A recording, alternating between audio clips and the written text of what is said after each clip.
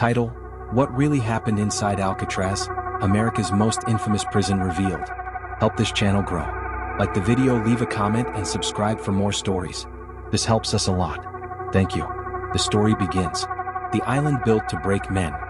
When Alcatraz Federal Penitentiary opened in 1934, the United States was facing a wave of organized crime unlike anything the country had ever seen. Bank robberies, kidnappings, gang wars, and high-profile escapes were happening across multiple states.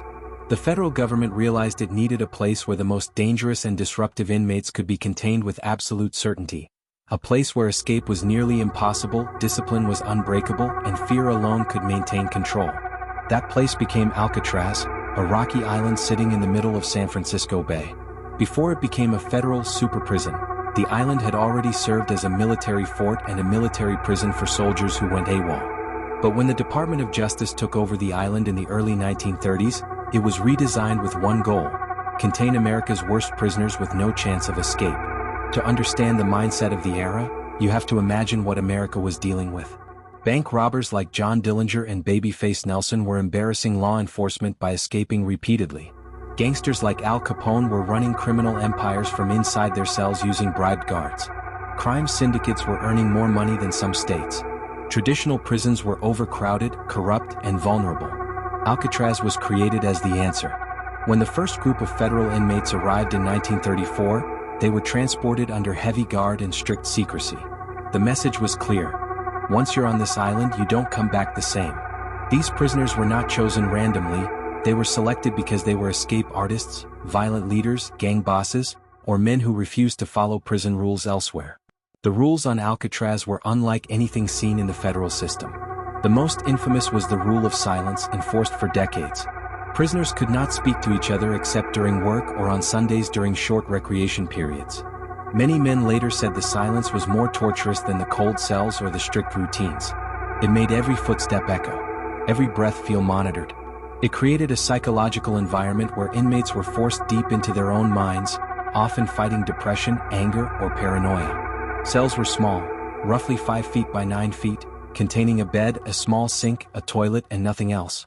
The island's natural environment worked against the men: cold Pacific winds, freezing nights, and thick fog rolling in from the Golden Gate. Even the sound of San Francisco just over a mile away would drift across the water at night. Laughter, music, car horns, a reminder of freedom so close yet unreachable. But what truly made Alcatraz infamous was the type of men it housed. Al Capone, the most notorious mobster in U.S. history, was sent to the island after bribing guards in other prisons. On Alcatraz, he had no power, no special treatment. His influence ended at the gate. One guard famously said, "Capone came here a big shot, but he left just another number." George "Machine Gun" Kelly, known for kidnappings and high-profile robberies, was another inmate broken by the prison's strict discipline. He often told guards he preferred the silence of Alcatraz over the chaos of his former life, an unexpected confession that illustrated the psychological impact of the island. Another inmate, Robert Stroud, became legendary as the Birdman of Alcatraz, though he never kept birds there. His reputation came from earlier years, but his time on the island was spent mostly in solitary confinement. He described Alcatraz as a place where hope goes to die. Daily life was controlled down to the second. Wake up at 6:30 a.m., meals eaten in absolute silence. Work assignments in workshops where guards watched every move. Recreation was limited and closely monitored. For the worst offenders or rule breakers, D Block, the punishment unit, delivered total isolation. The whole, a pitch-black cell with only a drain on the floor, tested the sanity of many who spent time inside it. Yet despite the island's reputation, some former inmates later said Alcatraz saved them. The strict structure forced discipline. The silence forced reflection. The lack of corruption prevented gang influence. But for others, it was a daily battle against loneliness, cold, and psychological pressure. By the late 1930s, Alcatraz was known worldwide, not for brutality but for its absolute control. It wasn't meant to torture men physically. It was designed to make them feel forgotten, isolated by water, silence, and a system that allowed no negotiation. And for nearly 30 years it succeeded. Because no one, the government claimed, could escape the rock. The escape attempts that shook Alcatraz. For decades, Alcatraz carried a reputation the government was proud of: no one escapes the rock. The island was surrounded by freezing water, violent currents, and swirling fog. The prison itself had military-grade security, steel doors, gun galleries, and guards posted 24 hours a day. Even the cells were designed with narrow, tool-resistant bars and thick concrete walls. But despite all this, some men dared to try. The first major attempt happened in 1936, just 2 years after the prison opened. An inmate named Joseph Bowers, assigned to sort trash in a fenced yard, began climbing the outer fence in broad daylight. Guards shouted for him to stop. He kept climbing. When he reached the top, a guard fired. Bowers fell to his death on the rocks below. Investigators later said he was likely trying to escape, though some believed he was mentally unstable. Either way, his fall became a warning. Escape was not simple, and the island itself could kill you before the guards even had the chance. 3 years later, in 1937, inmates Theodore Cole and Ralph Rowe attempted something more sophisticated. They used the workshops, the closest area to the water, to file through the iron bars of a window, timing their plan with a heavy fog that blanketed the bay. By the time guards discovered the breach, the men had vanished. No bodies were ever recovered. Some believe they drowned instantly. Others think strong currents pulled them out toward the Pacific. The official record? Presumed dead. Yet their disappearance marked the first time the government was forced to admit something unthinkable. Escape was not impossible. But the escape that would change everything came in June 1962, an event now known worldwide as the escape of the Anglin brothers and Frank Morris. Frank Morris was no ordinary prisoner. He had an IQ of 133 genius level, and a long history of escapes from other prisons. The Anglin brothers, John and Clarence, were bank robbers known for their calm intelligence and strong swimming skills. When the three men ended up in adjoining cells on Alcatraz's C block, something dangerous happened. They formed a partnership.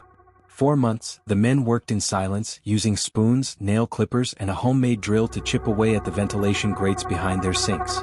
Night after night, they hid the noise under the sound of prison music hour, where a loud accordion practice conveniently masked their drilling. They stored the debris inside hollowed-out false walls they crafted from cardboard and paint. But their greatest invention was the dummy heads, made of plaster, soap, toilet paper, and real human hair taken from the prison barber shop. At night, guards performing flashlight checks saw the heads on the pillows and believed the men were asleep. Behind their cells was an abandoned utility corridor.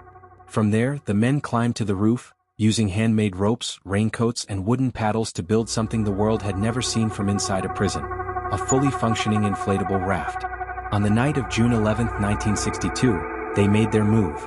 They slipped out of their cells, crawled through the vents, climbed the pipes to the roof, and vanished into the dark waters of San Francisco Bay. By morning roll call, the guards were staring at the fake heads in shock. A massive search began: helicopters, boats, floodlights, but the men were never found. Their raft was discovered on Angel Island with footprints leading away, but no bodies. The official government conclusion remains: drowned. Public theory? They made it. Even the FBI admitted that if the men survived that night, they disappeared into history. This escape deeply embarrassed the US government. Alcatraz was supposed to be escape-proof.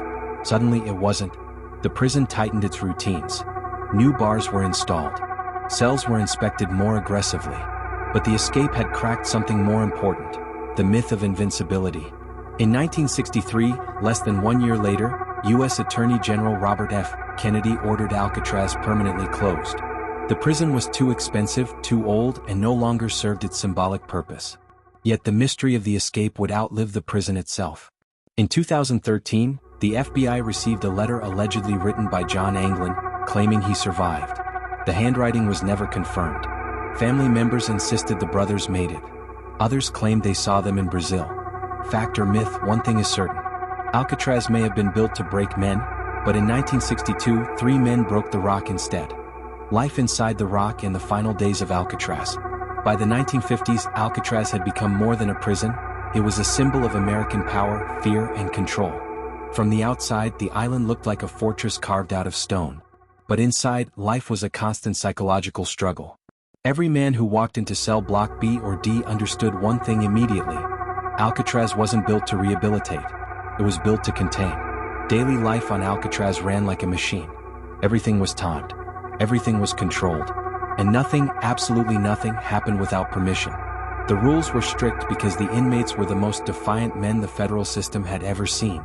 Escape artists, mafia lieutenants, violent leaders, repeat offenders, and prisoners who created chaos wherever they were sent. But even among this population, the routine was crushing.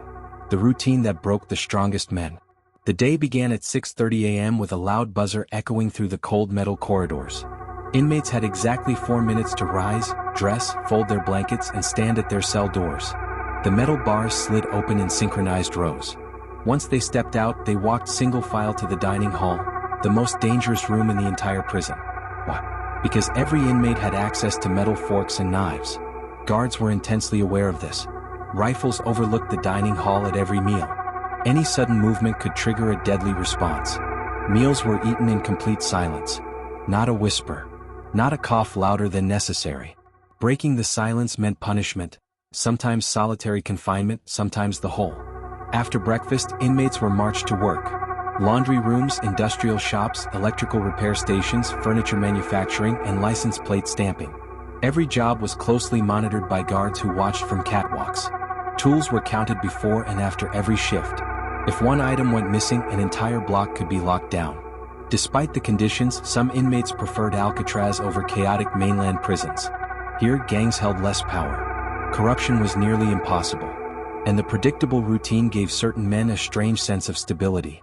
But the price of that stability was freedom, emotional, mental, and physical. The punishment block, D block, and the hole. For inmates who refused to follow the rules, Alcatraz had its darkest section. D block, the isolation unit. Cells in D block were empty except for a toilet, a sink, and a small steel bed. Prisoners spent 23 hours a day locked inside. Only 1 hour of exercise per week was allowed in a small outdoor yard surrounded by concrete. And then there was the hole, a pitch-black solitary cell used for the most uncontrollable inmates. Inside the hole, there was no mattress, no light, no toilet, only a drainage hole in the floor. Food was limited to bread and water. Prisoners slept on the cold concrete, shivering as bay winds pushed icy air through cracks in the walls. Some men lasted only a few days before losing their sanity. Former inmates described the hole as a place where time didn't exist, and the closest a man can get to losing his mind while still alive. The Battle of Alcatraz, 1946. One of the deadliest events in the island's history was the Battle of Alcatraz, a violent uprising that lasted 2 days. In May 1946, 6 prisoners trying to escape overpowered guards and accessed weapons from a gun gallery.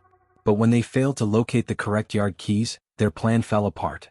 The inmates turned violent, leading to a bloody standoff that ended in 2 guards dead, 3 inmates killed, and 2 others executed in 1948 for their role in the uprising. The event shocked the nation and reinforced Alcatraz's fearsome reputation. The decline, why Alcatraz finally closed.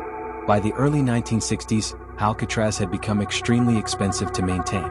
Saltwater corrosion from the ocean destroyed metal bars, pipes, and plumbing. Electricity was unreliable. The island required enormous resources, including daily boatloads of food, water, and supplies. It cost nearly 3 times more to run than any other federal prison. After the 1962 escape of Frank Morris and the Anglin brothers, public confidence shook. Alcatraz was no longer seen as escapable only in theory. Its myth had been pierced, and the U.S. government was transitioning toward more modern correctional facilities. In 1963, Attorney General Robert F. Kennedy ordered the prison shut down. On March 21, 1963, the final group of inmates was loaded onto prison boats and transferred to other federal institutions. Alcatraz, after 29 years of operation, fell silent. The legacy, a prison that became a legend. Today, Alcatraz remains one of America's most visited historical sites. But its reputation isn't based on numbers or statistics. It's based on emotion, the fear, desperation, and psychological pressure that defined life on the rock. What makes Alcatraz unforgettable is not the violence or the escapes. It's the isolation. Men were surrounded by cold water, surrounded by wind, surrounded by the sound of freedom drifting from the city. They could hear laughter, parties, music, yet remain trapped behind concrete and bars. For many inmates, that was the real punishment. Not the food, not the guards, not the cells, but the sound of a world they could never touch. Alcatraz wasn't built to reform men. It was built to break the ones who refused to be controlled anywhere else. And in the end, the island became a reminder of something larger, the fine line between justice, punishment, and the human soul.